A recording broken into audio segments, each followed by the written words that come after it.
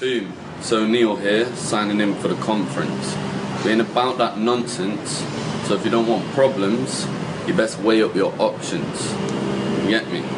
Shout out JK. Now listen, so talking of options, in boxing game, there's three general kinds of punches. Alright, you got straight punches, hooks, and uppercuts. Alright, they're the three basic kinds of punches. Alright, today I'm just going to be talking about the hooks. Right, specifically the left hook, and more specifically what's known as the check hook. Alright. Well, the drift of the fight was step going. back and it's called the check hook. It's called the check hook. You learn that, you learn that shot from the old legendary trainers in Michigan. It's called the check hook. And he ran right into the shot. Came straight ahead. Did you know that? So, first thing with any punch in boxing, everything. Well, first let me say, everything starts usually with footwork. Alright. Almost every punch is to do with footwork, but every single punch is to do with your weight distribution. Alright, so that's key to this punch. To every single punch is your weight distribution. That creates a change of momentum, which creates power, alright, or leverage, or what, yeah. So everything ultimately comes down to weight distribution, alright. Now, with this check hook, you start off by shifting your weight onto your back leg. Alright? So I'm gonna shift my weight back. Right? As the next step to this punch is I'm gonna slightly twist my hip. I'm gonna engage my back and bring my arm basically parallel. My arm actually comes down. Part of the reason that's why I'm stepping back is because if I put my arm down here, it leaves me exposed to get smacked with the right hand. If I move back, it allows me that bit of distance so that I've got time to potentially counter, or I can evade. You can Philly shell from there, so you can still count on your defense. Alright?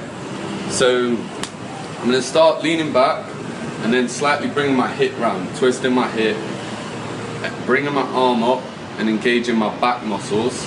And then as my arm starts to get more towards like parallel to the ground, I'll start to engage my chest, my shoulder and my tricep. Alright, and that's going to finish off the punch and give it that snap. So the power is originally coming from my changing weight distribution. I'm then swinging my arm with my back and bringing the punch round. I'm engaging my chest to change the momentum forward, and then to give it that little snap at the end, I'm bringing in my shoulder. That's the basics of how to throw the check hook. There are different variations you can do with it, such as when you can throw it like I was saying, stationary like that. Like the best time to throw it is any time that you see someone's right hand drop. If you see someone's right hand drop, or you see someone's got a lazy right hand, they're not keeping it by their chin, they've got a habit of bringing it down and not bringing it back up to their chin to protect themselves, then capitalise on that by slapping man up with a little check hook, with a little Stockton slap. You get me? So another way you can use a check hook is if you're moving backwards or forwards.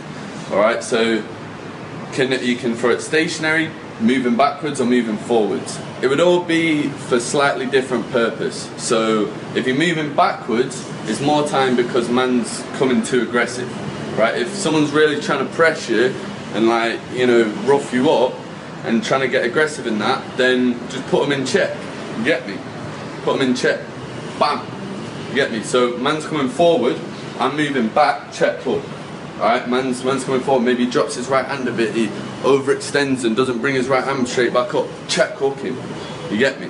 And it just stops that forward momentum. You can just slow man down a little bit. You can even drop man with it. Like we've seen in the Broner versus Sean Porter, Adrian Broner versus Sean Porter, pretty sure in the 12th round, Broner dropped Porter with a little check hook. Dropped it. Właściwie legenda. Ale smutno, że gdzieś tam... O, piękny wyśrodkowy, kapitalny lewy. Caught him, that was like that flash knockdown, like, just wasn't expecting it. Broner timed it quite nicely, just caught him with that little check hook and dropped it. Right? So, that's a great tactic against a really aggressive fighter. just to counter that forward momentum. Alright, now you can also throw it going forwards. The way I like to integrate this with other punches is with the jab. Right, so if I'm jabbing, moving forwards, right, trying to back them up a bit, maybe get a reaction, maybe if you get a right hand out of them or something, still be wary of the right hand, keep your shoulder up and all that. But you can throw a few convincing jabs, then throw a little fake jab, and come around the side with a hook. This works especially well if your opponent likes to parry the jab, right? Because when you parry the jab, you're moving your right hand away from your chin.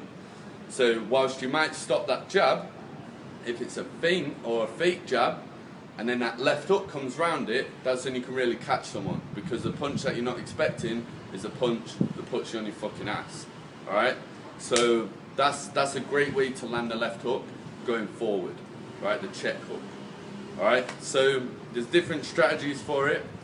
You know, you can integrate other moves with the check hook, like pivots. So you can throw within a lot of other moves. But as a standalone move, it's effective. Alright, so practice a check hook. It's really, really great tool to have in your toolkit if you're a boxer. Alright, so that's basically it for today. You know, if you want to learn more about the check hook, you want to listen to someone a bit more experienced or watch someone a bit more experienced, go and check out Money Mayweather himself. Check out some of his highlights. You'll see some quality timed left hooks and check hooks landed, and that'll give you a better idea for yourself of how you can integrate it into your sparring, your fighting, or whatever. Alright? So signing out, this is Tom O'Neill for the Real Fight Conference with some real fight tips. Alright? You know what it is. Money team.